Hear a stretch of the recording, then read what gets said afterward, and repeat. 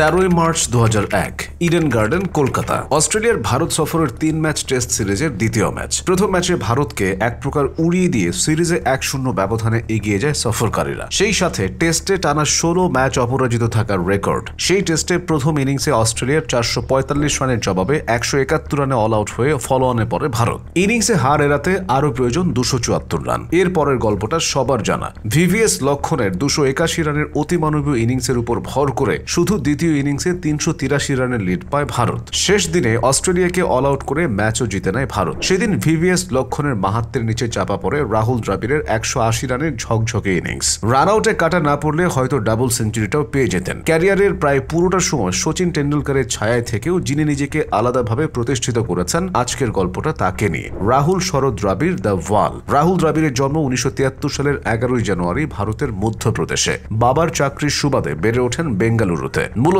সেখানেই ক্রিকেটের হাতে খড়ি। বয়সভিত্তিক ক্রিকেট খেলেছেন কর্ণাটকের হয়ে। ক্রিকেটে যদি ধৈর্য শক্তির পরীক্ষা নেওয়া হতো, তবে অবধারিতভাবে একজন ফার্স্ট হতেন। তিনি হলেন রাহুল দ্রাবিড়।